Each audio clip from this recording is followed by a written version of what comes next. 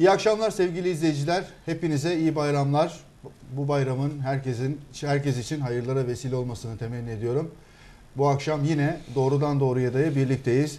Yine Halkın Yükselişi Partisi lideri Profesör Doktor Sayın Yaşar Nuri Öztürk'le yine doğrudan doğruya gündemin çarpıcı başlıklarını değerlendireceğiz. Ben programa başlamadan önce Sayın Genel Başkan'a da en azından bayram mesajından başlaması için sözü veriyorum. Buyurun. Teşekkür ediyorum Vedat'cığım. Sana da, bizi izleyenlere de, bütün milletimize bayram hayırlı olsun, mübarek olsun. Mutluluklara, esenliklere vesile olsun. Bunu bütün yüreğimle niyaz ediyorum. Bayramlar zaten bu saydığım değerleri hatırlatır ve bunlar etrafında birliğe, beraberliğe çağırır. İnşallah sadece çağırmakla kalmaz, sonuçlarda doğar. Ama ülkemizde bugün bu manada ne kadar insanımız, 70 küsür milyonun ne kadarı gerçekten bayram kutlayabiliyor, bayram sevincini yaşayabiliyor? Onu düşünmek lazım, gerçekçi olmak için. Ama Allah bütün ümitsizliklerden ve eksiklerden münezzehtir ve büyüktür. O halde ümitsizlik yoktur. Her şey güzel olacaktır diye düşünüyoruz. Ve bunun için elimizden geleni yapıyoruz. Bu gayret içinde olanların birbirinden haberdar olmasını temenni ediyorum. Bu çok önemlidir. Bu birbirinden habersizliği bayram ortadan kaldırsın diye niyaz ediyorum. Bu ülkenin güzel yarınları, mutlu yarınları bu demektir ki bağımsız ve şahsiyetli yarınları olsun diyenlerin nerelerdeyseler birbirlerini bulmaları lazım. Her biri bir dağda, biri Hint'te, biri Yemen'de olursa olmaz. Arı bol, kovan çok. Kovan yok. Evet. Şimdi şunu unutmamalıyız. Bu bir varlık kanunudur. Sünnetullah'tır. Sünnetullah'la kavga edilmez. Onun icabını yapacaksınız. Nedir o? Bir tarlada ayrık otu diken hiçbir ameliye istemez. Kendiliğinden biter ve süratle çoğalır. Bakın. Ama orada işe yarar bir bitki yetiştireceksiniz. Meyvalandıracaksınız. Böyle bir düşünceniz varsa 24 saat onun üzerinde çalışacaksınız. Pirinç ektiniz, buğday ektiniz, mısır ektiniz, arpa ektiniz. Ne ektinizse. Sulayacaksınız. Bekleyeceksiniz Anadolu'daki tabiriyle. Yumuşatacaksınız. Tekrar sulayacaksınız. Gübre vereceksiniz. Rüzgara karşı koruyacaksınız. Zararlı hayvanlara karşı, böceklere karşı, kurtla. Bakın kaç ameliyesi var. Ama ayrık otu. Ben Sapanca'da ayrık otları ile orada oturduğum kaç yıl boyu mücadele ettim. Toprağı eledim, ayrık otu toprakla karışmasın diye bahçeyi düzenlerken ev yapıldıktan sonra bütün hassasiyetimi gösterdim. Bir tane çünkü karışırsa dediler azar. Buna rağmen ayrık otlarıyla başa çıkamıyorsunuz. Öbür tarafta istediğiniz bir bitkiyi yetiştirmek için aylarca, haftalarca uğraşıyorsunuz. Onu ver, bunu ver, kolla, eşele, yumuşat, gübre koy, ilaç ver. Bu insan hayatında, insanlık aleminde de böyledir. Şer ayrık otu gibidir. Sizden müdahale, sizden katkı falan beklemez. Tabiatı böyledir. Ama hayır öyle değil. İşte o bitki gibi. Şimdi hayra hizmet eden adamların da faaliyete geçmeleri, iş üretmeleri, hele sonuç almaları çok büyük hassasiyetler ister. O bakımdan yani bu ülke çok ciddi sıkıntılar içindedir. Millete yalan söylemenin bir alemi yok. çok çok ciddi sıkıntılar içindedir. Onun için hayır üretmeye, güzellik üretmeye, mutlu yarınlar üretmeye yönelik çalışmaların sahiplerinin ayaklarını uzatıp uyumaya ve bir de ben varım, başka kim var, bu beni pek ilgilendirmiyor. Ben dua ederim, bu iş olursa olur, olmasa bana ne demeye hakları yok. Kendileri gibi nerede hayır üretmeye amade, iman ve ruh sahibi, yürek sahibi adamlar varsa birbirlerini arayıp bulacaklar. Yoksa bu ayrık otu bu tarlayı bitirir kardeşim. Şimdi bir ayrık otu var Türkiye'de. Nobel Barış Ödülü aldı. Ne bir ayrık otu ya? O kadar Var. hafifletme. Bir tanesi. Ya o- bir tanesi. O Bir tanesi. tane. Şimdi Türkiye'nin AB'yi hak edip Bir etmeyeceğini tane göreceğiz. olsa onu- Göreceğiz diye bir açıklaması var ama Ne diyor? yine dokundurdu Türkiye'ye. Türkiye'nin Avrupa Birliği'ni hak edip etmeyeceğini göreceğiz diyor. Buyur. Eskisinden daha kötü bu. Çok ağır. Ama daha ağır bir şey var. Şimdi Fransa'ya tepkiler var. Her tarafta Yani şeyler- şunun müsaade et de adını bir koyalım, millet anlasın. buyurun. Bu Türkiye'ye ödül falan değil. Bu ne zaman Türkiye'ye ödül olur? Veya bir yazara ödül olur? Bu zat bunun icabını yapar. Çıkar dünyanın önünde derse ki Avrupa, dünya bunun siyasi olarak bana verildiğini, Türkiye'yi hırpalayacak sözler söylediğim için benim ödüllendirildiğimi söylüyor. Böyle bir şey yok. Benim böyle bir niyetim yoktu. Ben ülkemi filan hırpalamam. Ey ahali, ne oluyor? Sakın böyle bir şey yok. Eğer böyleyse ben bu ödülden hiçbir keyif almam. Bu ödülü vermeseniz de filan gibi bir adamlık yaparsa o zaman. Bu ödül şu ana kadarki haliyle Türkiye'yi sövenleri ödüllendirmedir. Aynen öyle. Aynen öyle. Şimdi Sayın Cumhurbaşkanı'nın bu zatı tebrik etmemesi Cumhuriyet tarihimizin en ciddi şahsiyet, dirayet ve ahlak örneklerinden biridir. Bakın anlayana yani orada Yaşar Kemal senelerce, şimdi ben hepsini okuyan bir adam. Yaşar Kemal nerede? Bu arkadaş nerede? kimse anlayamıyormuş Türkiye'de. Öyle o yüzden mi? yabancı dilde Yok okusunlar. ya. Öyle mi? Resmen intihal yapmış. Başkasından alıntı Efendim yapmış intihal, bir yazar. Kimsenin- intihal yapmasına gerek yok. Bu ilim adamı değil. Yani intihal orada konuşulmaz. Orada intihalin yeri yok. alıntı yapmış ama.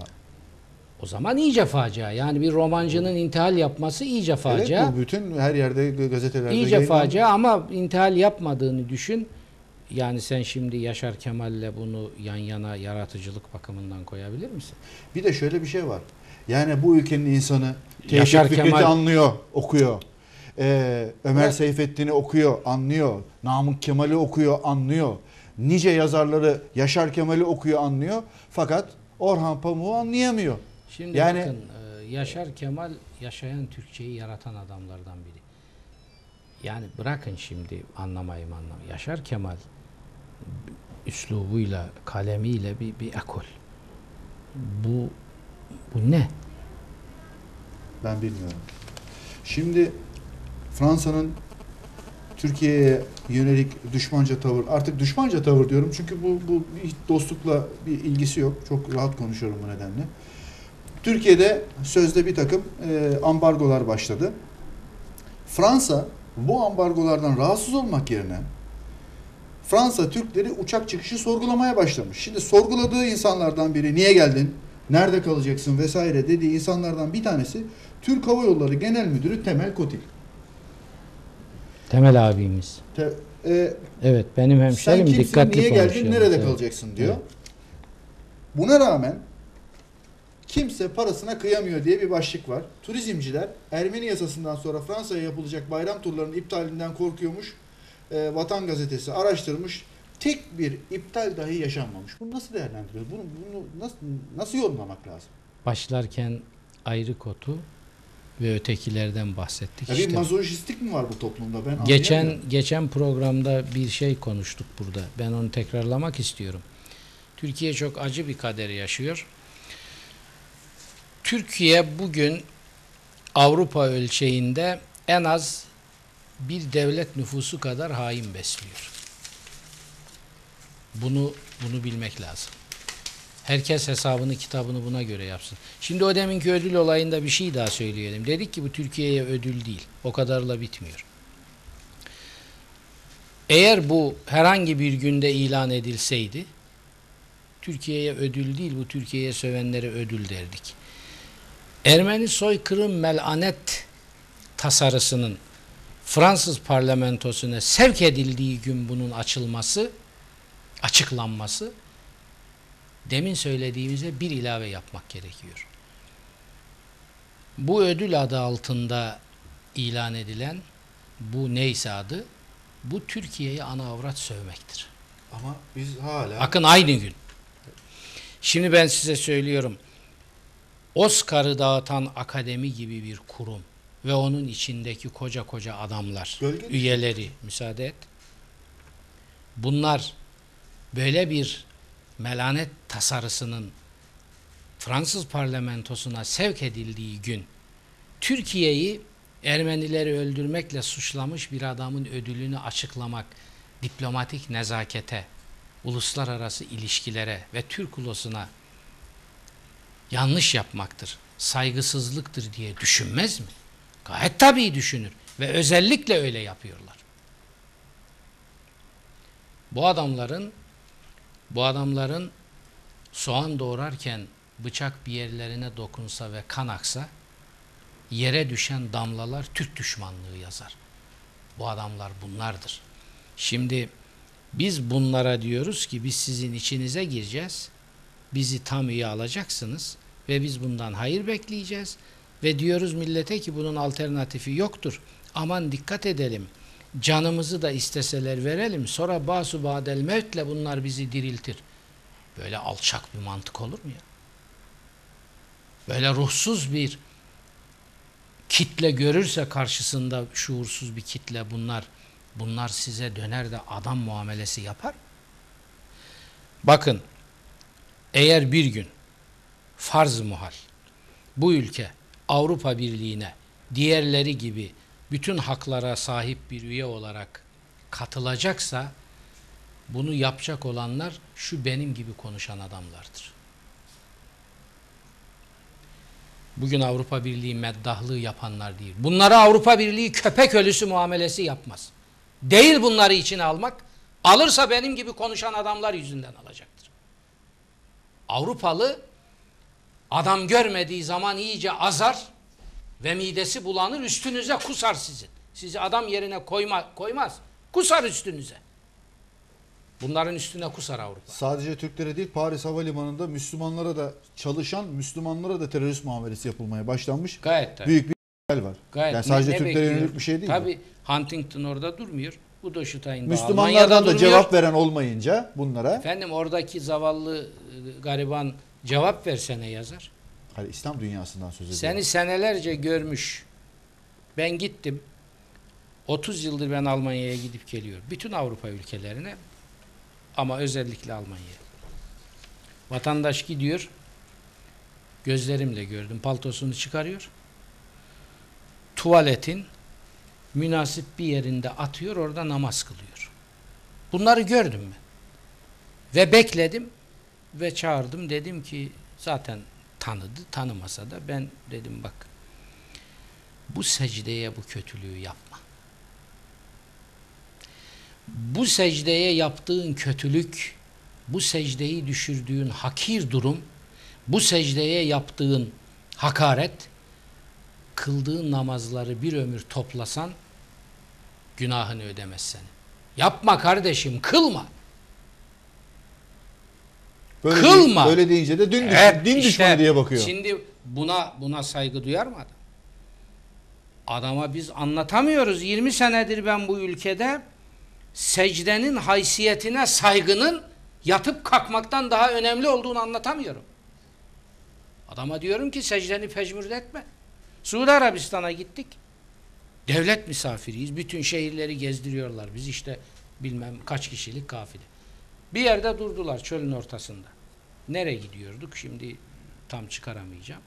Dediler ki as-salah, namaz kılacağız. Eyvallah. Ben de zannettim ki çölde mübarek kumların üstünde tertemiz. Yok, orada dediler mescit var işte. Peki girdik içine. Vedatcığım, mübalağa etmiyorum. Dolandım, kıvrandım. Bir alnımı rahat koyabileceğim, kuş pisliğinin olmadığı bir avuç içi kadar yer aradım, yok. Şu kalınlıkta güvercin pisliği. Millet birbirine riya olsun diye, yani kılmadı demesin. Dedim ki kardeşim, gidiyoruz, cem eder otelde kılarsınız. Ya şimdi karıştırma bunları falan. Ben kılmam dedim. Araba dedim gel buraya. Burası mescit mi dedim, ahır mı? Falan işte. Rahatsız olmuşlardır. Tabii. Zaten hemen Tabii. burada dedim namaz olur mu ya? Ya secde bulutların üstü kadar aziz, temiz yerlerde yapılır. Allah'a secdeye böyle bir hak. Ben kılmam dedim bunu. Ben cem edeceğim dedim. Dedim, adam dedi ki ne demek o dedi ya, cem edeceğim. Namazın vakti geçer dedi şimdi. Geçmez dedim. Benim namazımın vakti geçmez dedim. Ama tabii şu kadarını diyemedim ona. Senin kafan basmaz bunu. Bassa zaten bu halde olmazdınız. Bakar mısınız? Adam dininin, peygamberinin uygulamalarıyla hayata geçirdiği, ümmetime ileride kolaylık olsun diye ben bunu yapıyorum dediği cem imkanını kullanmıyor. Onun üstünü örtüyor, onu yalanlıyor. Onu söyleyen adamı namazları 3'e indirdi diyecek namussuzluk ortaya koyuyor ve secdeyi böyle yapıyor. Dünyanın önünde. Şimdi bu Müslümanlar eğer İslam diye bu dini yaşıyorlarsa buna hiç kimseden saygı bekleyemezler. Bu kafa değişmelidir. Bu kafa değişmeli. Bu din değişmeli demiyorum. Dini değiştirdi de bu hale getirdiler. Dinin değişmemiş şekline bu milletin dönmesi lazım. Şimdi hocam, ben mesleğim gereği dünyanın 75 ülkesinde 4-5 kıtasında dolaşmış bir gazeteciyim. Bu söylediğiniz ortam nereye gitseniz aşağı yukarı aynı. Daha kötüsü de var. Daha kötüsü de var. Tabii. Yani tabii o kuş pisliklerini dedim. O kuş pisliklerinin secdeye getirdiği kir Vedat'cığım, o kuş pisliğinde bana namaz kılmadı demesinler diye namaz kılarak riya pisliğine bulaşan adamın yüreğindeki pisliğin yanında hiçbir şey değildir. Esas pislik onun yüreğindeki o riyadır. Çünkü riya Allah'ın en büyük düşmanıdır.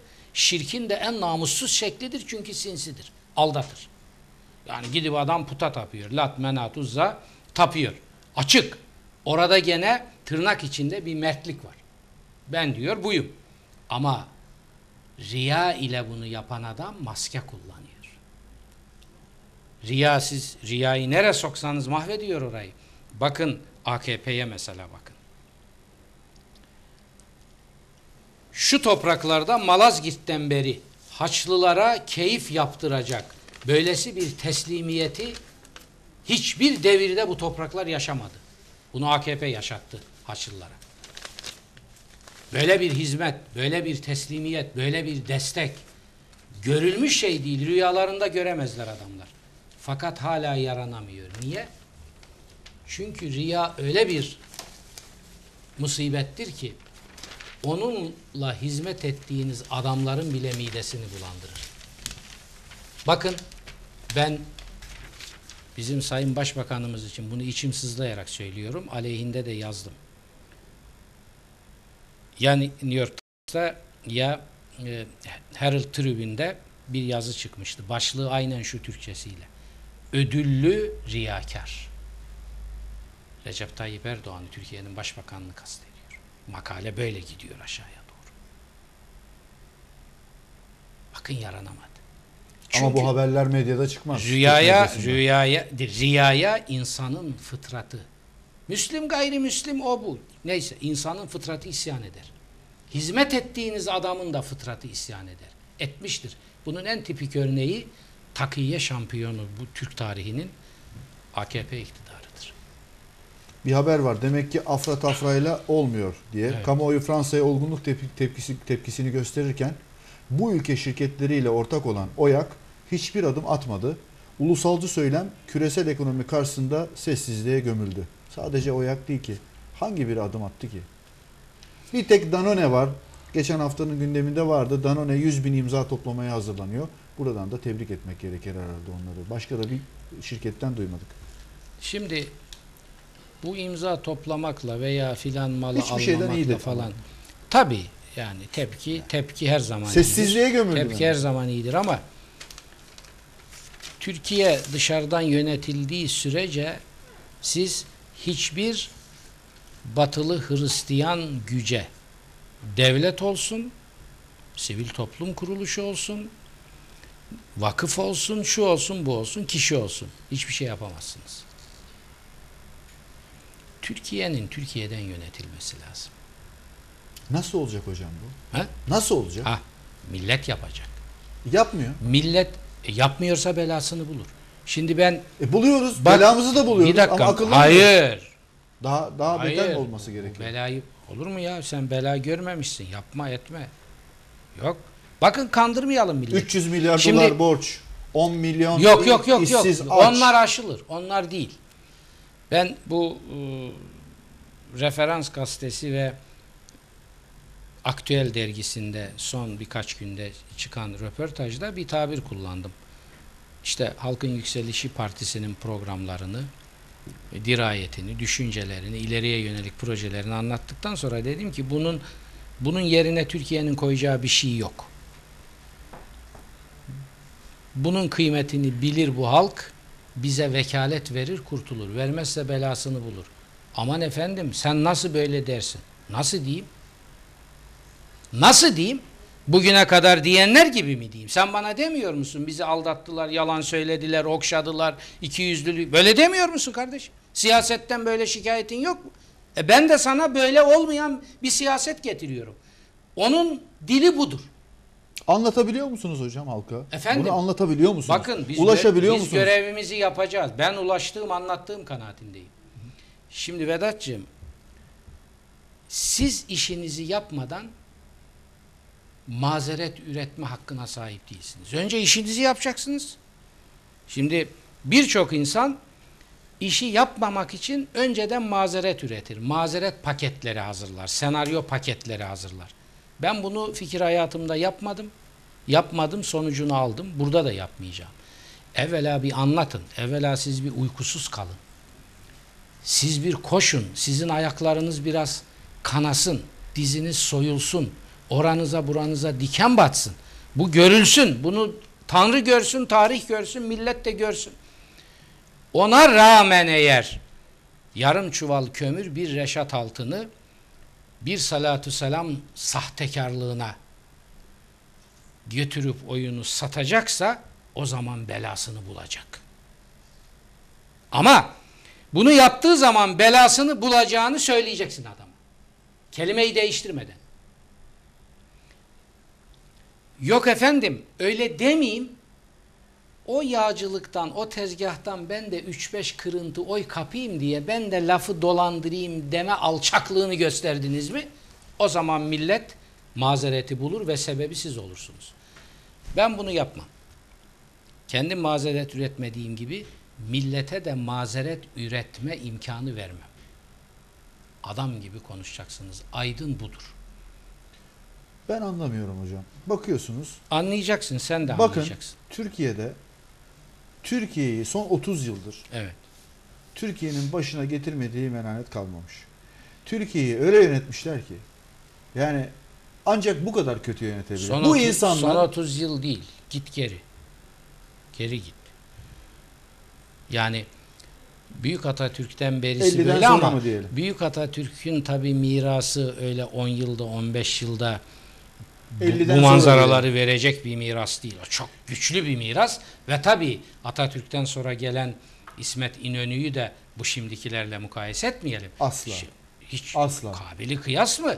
Kabili kırıntısı bile değil hiçbirisi. Mukayese etmek. Şimdi ben İnönü'yü açık söylüyorum. Tabii şahsına saygım sonsuz. Devri itibariyle, politikaları itibariyle eleştiren adamlardan biriyim. Kimse kusura bakma ama o ayrı bir şey.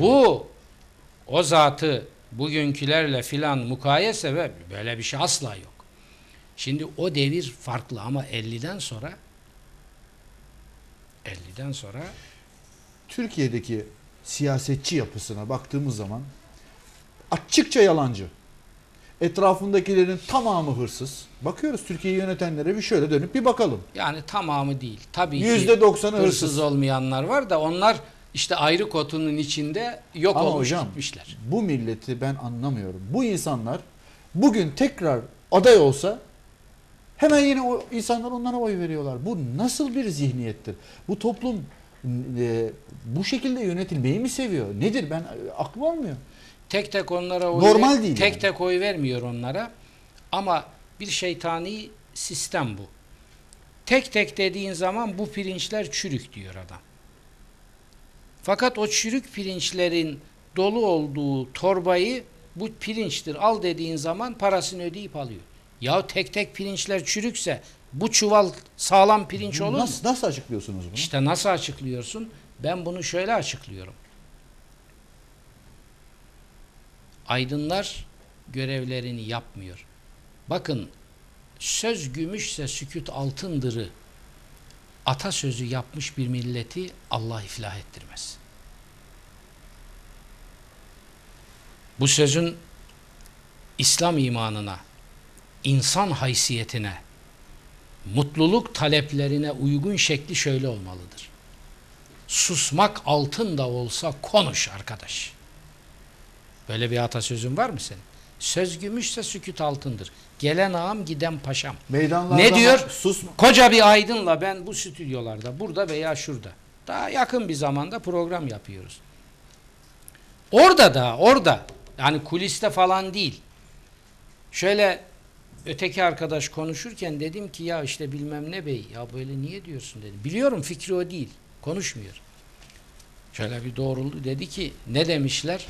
Molla kendini kolla. Aydın temel felsefe olarak molla kendini kolla derse halk biter. Bugün Türkiye'de susma, sustukça sıra sana gelecek diyenler polis coplarıyla dağıtılıyor. Tabii o sade edebiyat işi değildir. Onların da bu sözün icabını ne kadar yaptıklarına iyi bakmak lazım. Yani onlara da sormak lazım. Siz ne kadar sustuktan sonra böyle ötmeye başladınız?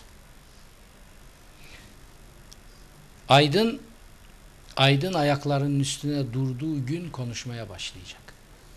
Böyle aydınlardan yoksun bir ülkenin yarınları olmaz kardeşim. Nedir o? Şimdi bu konu bittiyse konuyu değiştireceğim. Evet. Bitti mi? Yozgat protokolü. İzleyicilerimize de gösterelim. Şu fotoğraf çok önemli.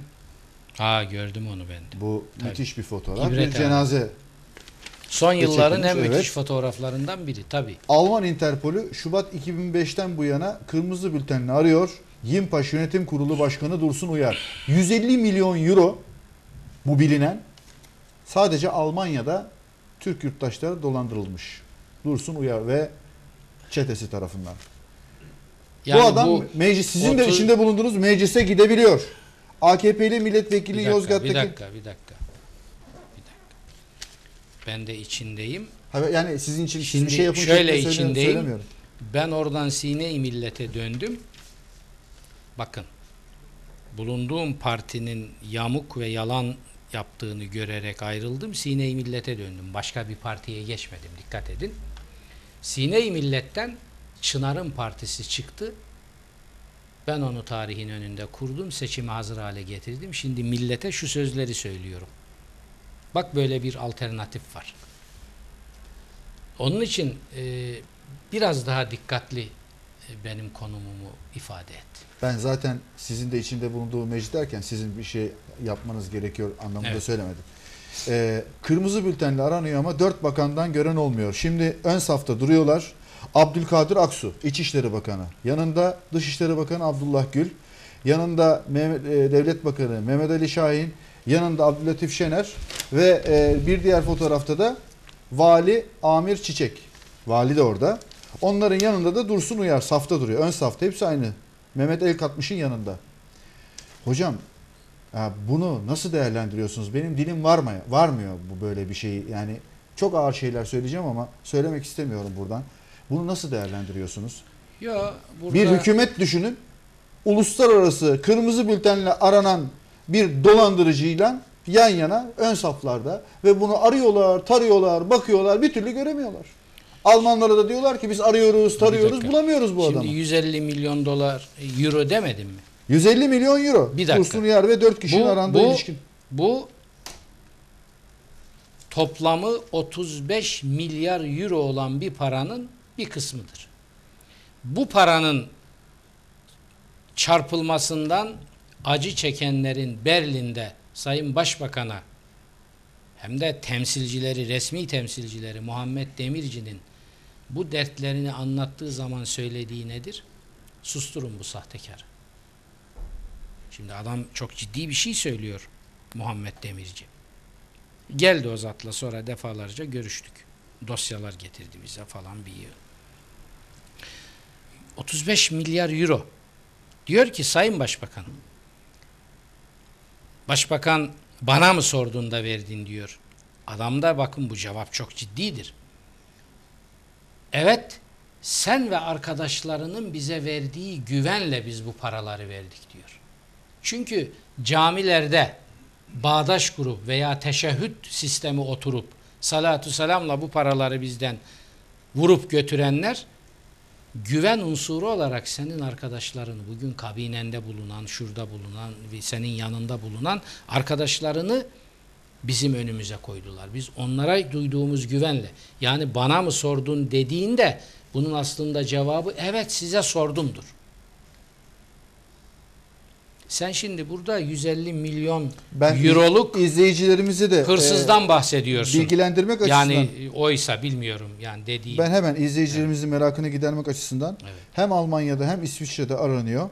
Dursun Uyar ve 4 kişinin arandığına ilişkin Main-Taunus bölgesi kaymakamının imzasını ve Yabancılar Dairesi ile Mannheim Asliye Ceza Mahkemesi'nin imza ve mührünü taşıyan başka bir belgede de Yimpaş GmbH hakkında 15 bin kişiden 150 milyon euro toplandığının öne sürüldüğü, bu olayla ilgili olarak bu kişiler hakkında dolandırıcılıktan dolayı Darmstadt savcılığınca takibat yapıldığı ve savcılık ve yabancılar dairesi tarafından arandığı belirtiliyor.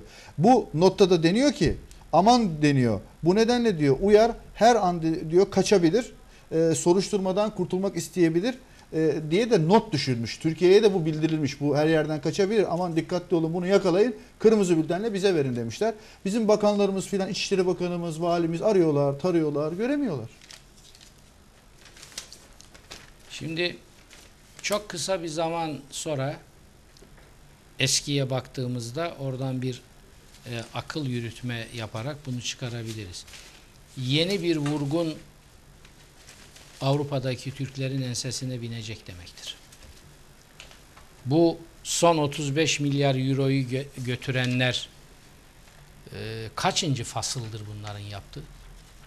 Bu fasıl kaç defa daha çalındı? Mercimek. Unutuldu ama hepsi unutuldu. Bir dakika oraya geleceğim. Ya millete bir şey söyleyelim. Yani yumruk atmanın bir alemi yok. Bir şey söyleyelim de ilerisi için sadre şifa olsun. Mercimek gitti. Arkadan ben sayamıyorum hepsini. İşte aklıma Jet Fadıl geliyor neler falan. neler. Sonra Kombaslan bilmem falan.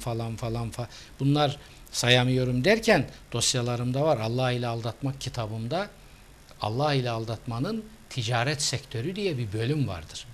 O çıktığı zaman sen Türkiye'de Şevki görgün Yılmaz olayı var. O da mı soydu? Şeydeki Haç'taki görüntülerini hatırlamıyor musunuz? Ya görüntüyü karıştırma Vedat, ben onu demiyorum. Ben parayı soyanları bütün bu konuşuyorum. milli görüşler hepsi iç içe. Yani bakıyorsunuz bu şirketlerin Tamam eski ama yönetim kurulu karıştırma üyelerinde şimdi. bugünün bakanları Ya var. anladım, hepsi yenir de sevgili kardeşim, sütlacın içine karabiber atmayalım şimdi veya kırmızı biber, acı biber. Ayrı şeyler. Ayrı değil. Ya, İkisi de hepsi şirketlerin Şevki eski Yılmaz'ın yönetim ben kurulu para üyeleri, soyduğunu hepsi. mesela bilmiyorum hiç. Tabii ağzından çıkanı kulağı duymuyordu. Ayrı dava. Şimdi bu parayı soyup götürenler 35 milyar euro son soyulan paradır. Şimdi burada beni de çağırmışlar. Almanya'da önümüzdeki günlerde büyük bir toplantı yapıyor bunlar. O zamanlar biz bunları Allah ile aldatılmayın diye uyardığımızda söyledikleri bıyıksız sakalsız artist kılıklı zındık. Şimdi diyorlar ki sen gelip konuşmasan hiçbir işe yaramaz o toplantı. Sen konuşacaksın. Niye? Çünküsünden sonrasını burada söylemiyorum. Şimdi bu 35 milyar euro son fasıl bu. Bu parayı nasıl soydu götürdüler? Burayı biraz eşeleyelim. Çünkü benzeri arkadan gelecek. O gidecek, bir başkası gelecek. Şimdi Kar millete bir şey anlatalım. Kar ortaklığı olayı değil. Cennetin anahtarını da Şimdi bu 35 milyar euroyu çarptıran adamlar, bunların efendim yeşil sermaye mağduru diyorlar. Ben katılmıyorum buna. İşte ders burada. Demin diyorduk ya, Aydın gevelemeyecek, konuşacak. Konuşacaksak bunu konuşacağız. Geveleyeceksek mesele yok. Mağdur. Bunların kaç tanesi mağdurdur? Bu 35 milyar euroyu camilerde çarptıranların kaç tanesi mağdurdur? Yüzde kaçı mağdurdur sana göre? Hepsi mağdur mudur? ki bence hiçbiri mağdur değil. Leğenle para toplayıp bilerek verdiler bunu. Tamam da Yani hiç bunu verenler leğenle düşünmüyorlar mı? para toplamak mağdurluğa ters değil. Bak sen de bilmiyorsun. Hayır, bence mağdur değil, bilerek verdiler bu paraları. Ne için bilerek verdi? Bakın hocam, bu paraları kaptıranların %99'u yargıya gitmiyor. Demek ki biliyorlar, bunun bilincindeler. Bunu Alman savcıları araştırıyor. Bu konuda şikayet eden o kadar az ki. Peki niye paralarını geri almayı istemiyorlar mı? İstiyor ama bir diğer taraftan da hala bu milli görüş ve bir takım tarikatların etkisinden hala bir ihanet olur düşüncesiyle hala seslerini çıkartmıyorlar. bak, Ama ağır savcılık geliyorsun. kamu görevi olduğu için bu davaları açıyorlar, Ağır ağır araştırmaları geliyorsun. yapıyor. Şimdi adını koyalım. Ben Muhammed Demirci'ye de aynen söyledim. Bende gizli kapalı kapılar ardında Washington yok. Adam gibi mertçe. Hayat kumarını İkbal mertçe oynayalım diyor. Ben de bu kumarı mertçe oynarım. Hiç bozmayacağım. Ona da dedim, burada da söylüyorum. Bak, bura ekran, dünyaya açık. Bunların en fazla %2'si mağdurdur. 3 olursa çok ileri bir rakam. Niye mağdur değiller? Onu söylememiz lazım. Bunlar bu paraları sadece kardan pay alsınlar filan diye vermediler Vedat'cığım. Niye verdiler biliyor musunuz? Şunun için verdiler. Bunlara dendi ki biz kafir TC'nin hakkından geleceğiz. Biz kafir laik Mustafa Kemal hegemonyasını bertaraf edeceğiz. Bir yola çıktık, bir cihada çıktık. Siz bu cihada katılın, bir taşla iki kuş vurun. Hem faizsiz kazançtan pay alın, hem de cennette Allah'ın rızasıyla yerlerinizi alın. Yani bu 35 milyar euroyu ve benzerlerini, Milyon mu milyar mı? milyar, 35. Demin çünkü az önce milyon dediniz, Hayır yanlış efendim, anlaşılma olur olmasın. mu öyle? 35 milyar euro, rakamların artık haysiyeti kalmadı. 35 milyar euroyu çarptıranlar ve benzerlerini çarptıranların tamamına yakını bunun için paralarını verdiler. Yani bir hıyanetin, bir dalaletin, bir tahribin ortağı olarak verdiler. Bunu cihat bilerek verdiler. Para kazanmak için sade değil. Ve Allah da belalarını verdi. Şimdi verdiyse bunlar, şimdi bu paralar gitsin mi? Biz kılımızı hayır, onu demiyorum. Nasıl verdi? Hakka saygıdır. Nasıl belalarını verdi? Hepsi lüks içinde yaşıyor. Bir dakika canım. Nasıl ya, bir bela bu? karıştırma. Ne lüks içinde yaşıyor? Bunları paraları Onların toplayanlar içinde hocam, 30 hepsi sene lüks içinde yaşıyorlar. Hayır kardeşim, nereden sen biliyorsun? Kim lüks içinde yaşıyor? Bana bir tane bu konuda yargılanıp da ceza alan insan Ya söylüyor. sen, ben ne diyorum, sen ne diyorsun Vedat ya? Hayır. Ben sana parayı çarpanları demiyorum. Parayı çarptıranları diyorum.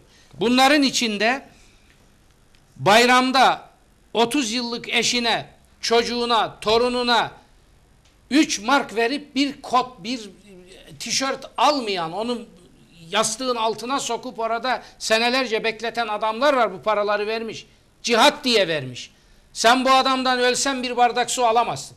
Yarın sana 2 katını ödeyeceğim de vermez.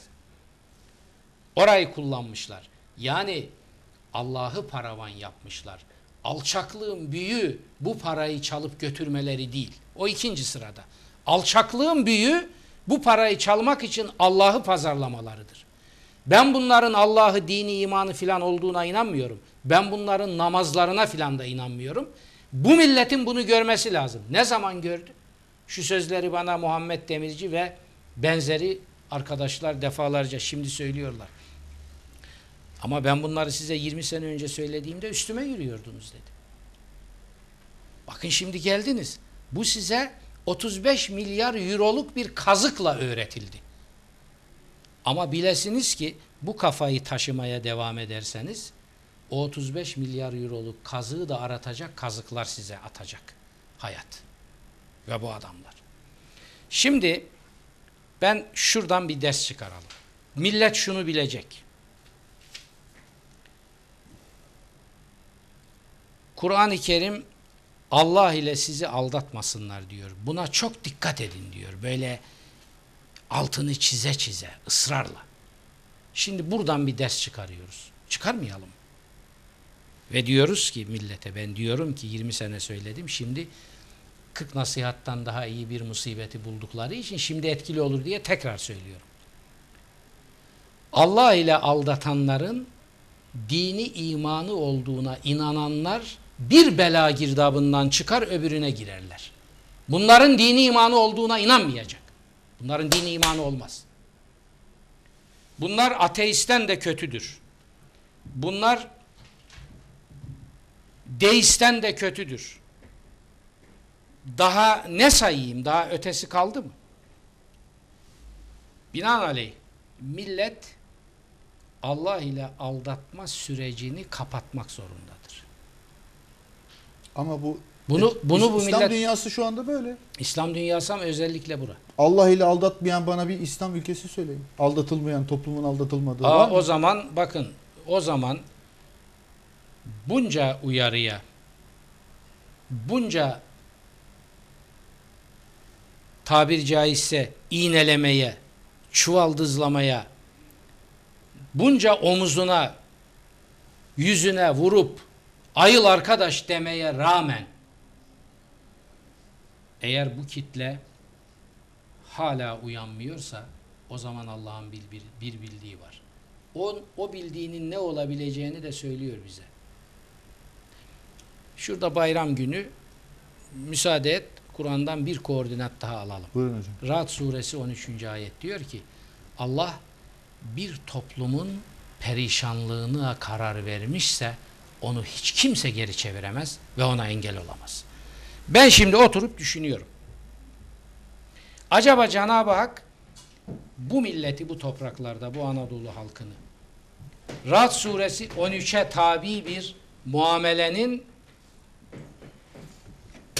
cenderesi içine koymaya karar verdi mi, vermedi mi? Ra'd 13'e göre mi buna muamele yapacak?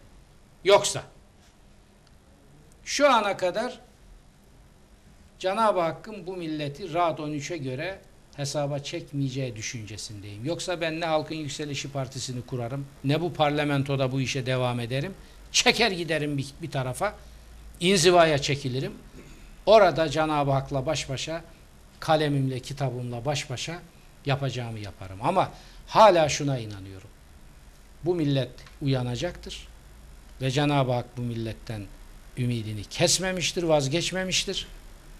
Ama Cenab-ı Hakk'ın sabrını bu millet çok zorluyor. Bu Anadolu toprakları, bu insanlar Cenab-ı Hakk'ın sabrını zorluyorlar. Geçen gün bir televizyonda gene konuştum. Telefonla bu fındık fisko birlik meselesi. Karadeniz kan ağlıyor. Şimdi Karadeniz TV'de konuşuyoruz. Kan ağlayacak. Kan ağlayacak. O kanı bunların gözyaşları karıştırarak eteklerine indiren iktidara %55 oy çıktı Karadeniz'den. Niye çıktı? Niye çıktı? Ben de Karadenizliyim. Sallallahu aleyhi ve sellem dediler, yattı bunlar. Estaizu billah dediler, yattı. Bismillah dediler, yattı. Sevgili Peygamberimiz şefaatine mazhar olalım dediler, yattı. Allah'ın rızası dedi, yattı. Şimdi Brüksel'le Washington'ın rızası, senin kıtvirinim ya Resulallah edebiyatıyla %55 oy aldılar. Şimdi onlar çıkıp sorsunlar bakalım buna. Papa Hazreti Peygamber'i Neron'dan daha düşük, daha deni ve şeni bir katil ilan ediyor. Haşa ve kella. Uğursuz nursuz adam. Cesarete bakın hocam. Gıkı çıkıyor mu bir tanesinin? Sorsunlar. Sen bize senin kıtmirinim ya Resulallah diye salya sümük kürsülerden kıyamet koparıp kasalarımızı, keselerimizi boşalttın. İmparatorluk kurdun. Şimdi şu papaya bir laf söyle de diye. Şimdi kimin kıtmirisin? Şimdi kimin kıtmirisin? 20 sene Resulullah'ın kıtmiri olarak soydun bizi. Şimdi papanın kıtmiri misin? Bush'un kıtmiri misin? Brüksel'in kıtmiri misin? Kimin kıtmirisin? Çık konuş arkadaş. Değilsen o zaman hala Resulullah'ın kıtmiriysen şu papaya 2 laf söyle. Duydun mu bir laf? Bu millet bunları yapmıyorsa şimdi Rahat suresi, ben Cenab-ı Hakk'a bu partiyi kurarken niyaz ettim. Ya Rabbi dedim, ben bu partiyi kuruyorum. Bu milletten senin ümidini kesmediğin düşüncesindeyim. Ben bu milleti uyaracağım, uyandırabileceğim düşüncesindeyim. Senden niyaz ediyorum. Şu Kur'an'a 40 yıldır hizmet ediyorum. Beni Rahat suresi 13 ile Nuh suresini tefsir etmek mecburiyetinde bırakma. Anlatabiliyor muyum? Bu topraklarda bunu anlayacak adamlar var. Şimdi değerli izleyicilerimize ben buradan hatırlatma yapmak istiyorum. Sen zor anladın herhalde. He? O sureleri bilmediğim için. Bunu anlayan adam feryat eder. Bak sen tabii senden surelerin içeriğini bilmiyorum. Tamam, İçeriğini bilmiyorum. tamam, peki. Şimdi Bilme. hocam, Allah bildirmesin. Senin bileceğin şekilde ben bunları anlatırsam bu topraklarda iş bitmiş demektir. Allah oraya götürmesin bu ülkeyi. şimdi bazı sorular var. Evet. SMS numaramızı hatırlatmak istiyorum değerli izleyiciler. 5161'den bize sorularınızı gönderebilirsiniz. Yeri geldikçe ben Sayın Öztürk'e iletmeye devam edeceğim. Şimdi biraz geriye dönük olarak Sayın Nuri Öztürk, çölde kuşun ne işi var? Cevap isterim diyor bir okurumuz. Bir izleyicimiz. Diğeri, selamünaleyküm, hayırlı bayramlar. Hocam, çöldeki mescitte pislik yüzünden namazı cem edeceğim dediniz. Cem etmeseniz de kumların üzerinde kılsanız daha iyi olmaz mıydı? Tabii, İki ayrı soru. Gayet tabii. Kumların üzerinde de kılarsın. Oradaki şartlarda ben o cem meselesini onların kulağına, vicdanına iletmek için açtım orada. Bu arkadaş ne biliyor benim orada kumların üstünde kılmadığımı, ama orada bir şeyin ifade edilmesi lazımdı. Peki bir şey söyleyeyim. Bizim otobüslerle yolculuklarda... Yine suçlu siz oldunuz hocam. He, olsun. o önemli değil. Çölde kuşun ne işi var? Şimdi bu abesle iştigal oldu. Olur mu? Ben de Olur 2001 yılında hacı olduğum için gayet iyi biliyorum. Bu arkadaş dünyadan haberi yok veya bizi aptal zannediyor. Yanlış, ikisi de yanlış. Olur mu? Böyle kuş pisliği. Güvercin veya benzeri kuşlar işte, neyse. Ebabil kuşundan. Sen geç onu. Yok sen ne ebabili. Kabe'nin etrafındaki şeyler. Hayır. Bir defa bu dediğimiz yer bir meskun bölge tabii. Orada güvercin Kabe'nin üzerinde uçan kuşların ebabil kuşu olduğunu biliyorsunuz herhalde. o zamandı. Şimdiki fakat Kabe'nin üstünde kuşlar milyonlarca pislemiyor. kuş var. Enteresan bir iştir. Ebabil kuşu diye dediler bana o zaman o kuşlar için. Kırlangıca benzer bir kuş türü. Ebabil kuşu muymuş abi? Neyse, ben kuş mütehassısı Ama değilim. milyonlarca kuş Yani var pislik, orada. kuş pisliği Milyonlarca. de hangi kuşun pisliği onu uzmanları araştırsın. Bayramınız mübarek olsun. Saygılarımla kafama takılan şu soruyu cevaplarsanız memnun olurum. Pamuğu eleştirmektense yetiştirenlerden hesap sormak caiz değil midir? Saygılarımızla Sürmeneli Süleyman.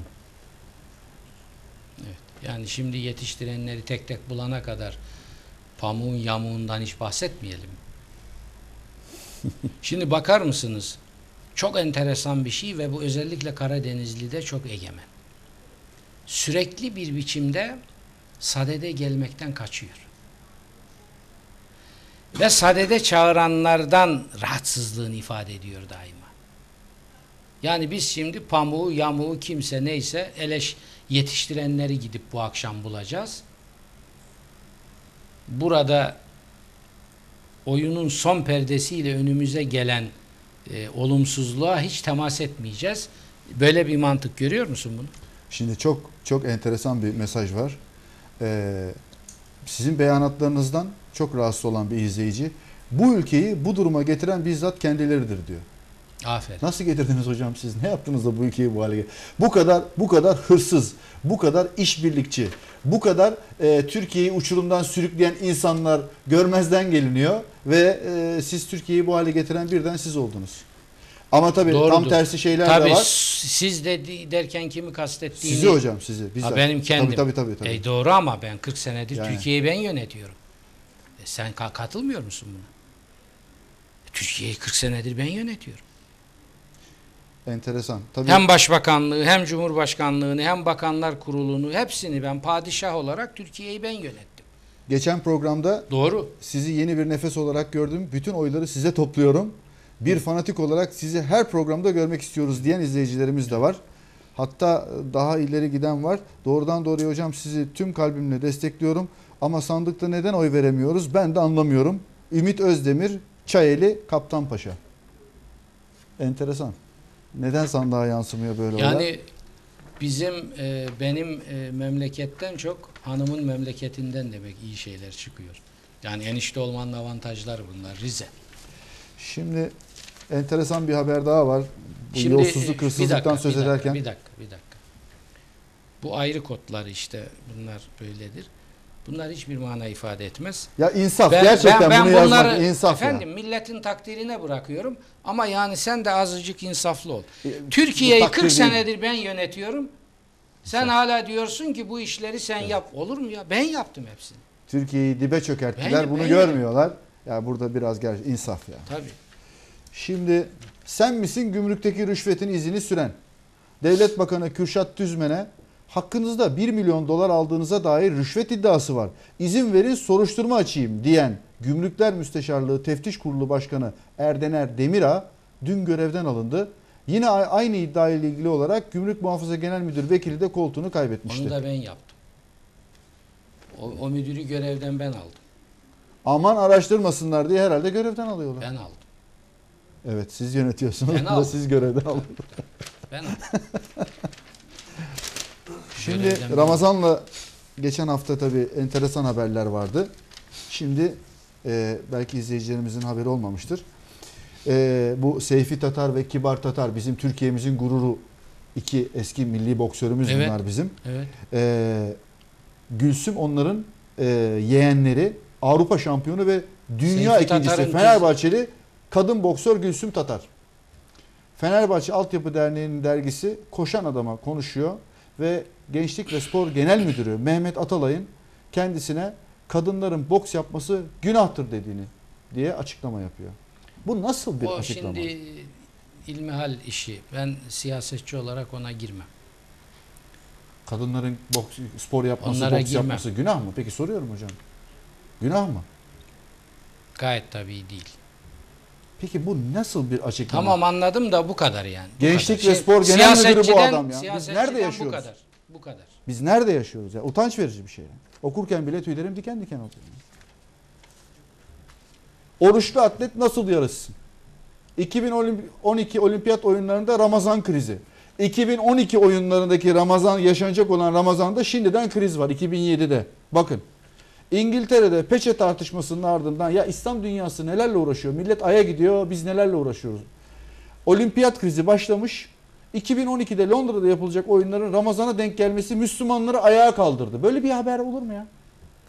Oruç tutan atletlerin diğerlerine göre çok daha düşük performans göstereceğini savunan Müslüman ülkeler olimpiyat tarihinin değiştirilmesini istiyor. Ya siz bu zihniyetle Avrupalı'nın karşısına çıkarsanız adam yerine koyar mı hocam? Böyle bir şey olur mu? Ya böyle bir zihniyet olur mu ya? Oruç tutmasın efendim. Tutmasın Ya o. şimdi Türkiye'yi Yani- 40 yıldır ben yönetiyorum. Şimdi sen İslam dünyasını da bana yönetiyorsun. Yapma ya. Bırak da zaten kardeşlik ruhu için. Türkiye ile yetinelim. Şimdi bunun kardeşlikle değil, kardeşlik ruhu için tarih değiştirilmeliymiş, olimpiyat tarihi. Evet. Ya böyle bir şey olur mu hocam? Ne diyorsunuz? Çöp haber mi? Efendim,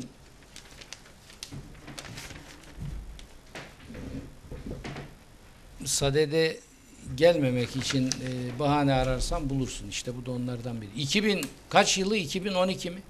2012 dert olmuş İslam dünyasına. Böyle giderse 2012'de bunları konuşacak hali kalmayacak bu kitleleri. Ya dünyadaki İslam'a saldırılara bakın hocam. Biz İslam dünyası nelerle Bunlarla uğraşıyor ve uğraşıyor, evet. bakın haberin büyüklüğüne bakın sevgili izleyiciler. Yani bu böyle bir haber olur mu bu kadar büyük? Yani medyada aldığı yere bakın bir gazetede. Vatan Gazetesi'nin orta sayfası en çok okunan yeri.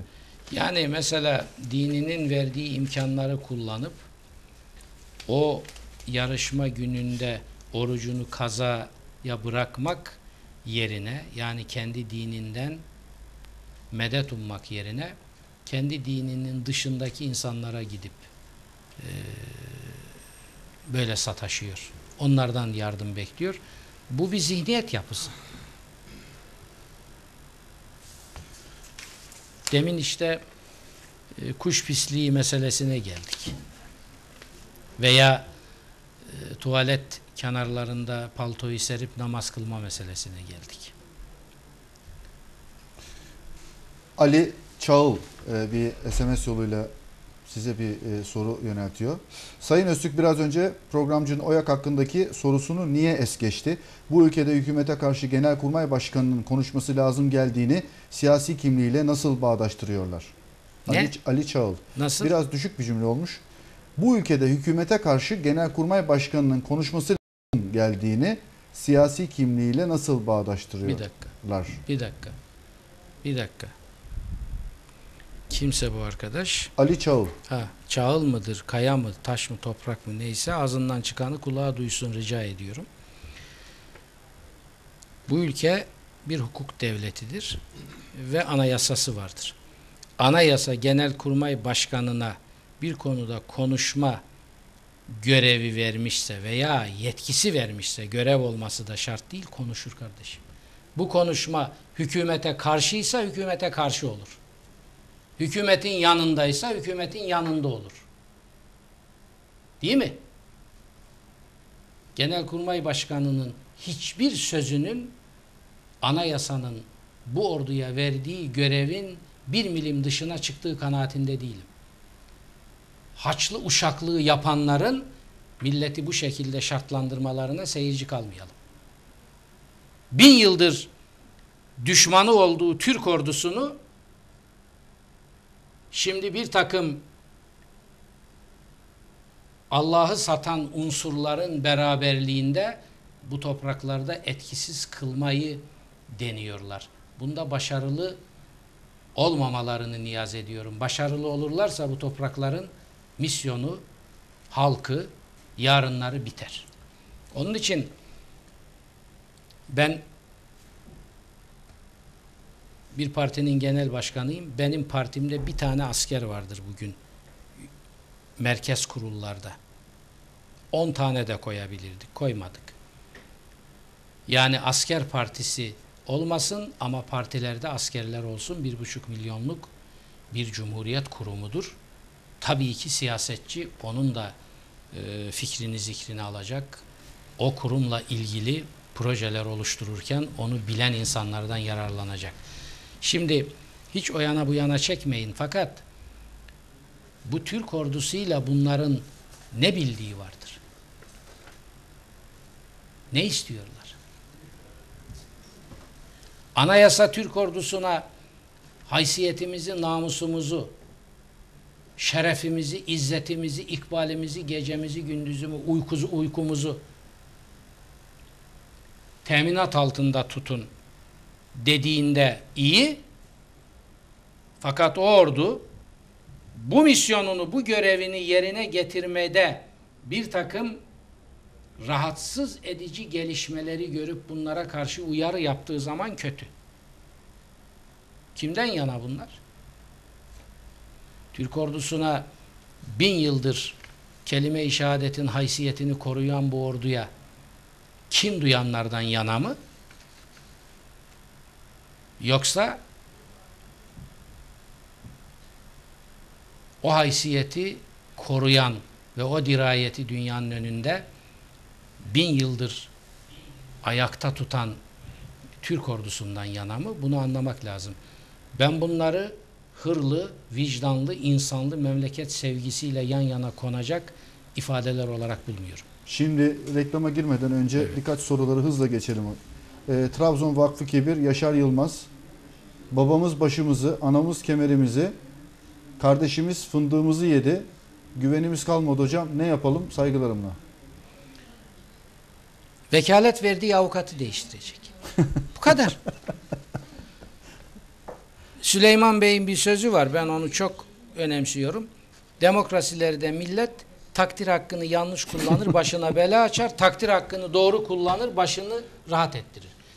Takdir hakkını yanlış kullandı. Takdir hakkını bu seçimde doğru kullansın. Bunlar düzelir. Bunlar düzelmeyecek şeyler değil. Sayın Öztürk, terörü nasıl yeneceğiz? Sayın Mehmet Ağar'ın ovada siyaset yapsınlar sözünü yorumlar mısınız?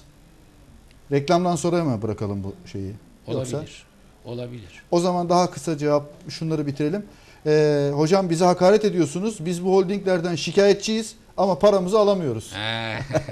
Ona bir şey demiyorum. Umarım o %2'lik mağdurlar içindedir. Evet. Evet. Yaşar Bey, sizin de söylediğiniz gibi dürüst insanların sayısı az. Neden bu insanlar bir araya gelemezler de hem oylarımızın hem de vicdanlarımızın bölünmesine sebep oldular? Songül Eren, İzmir. Tamam.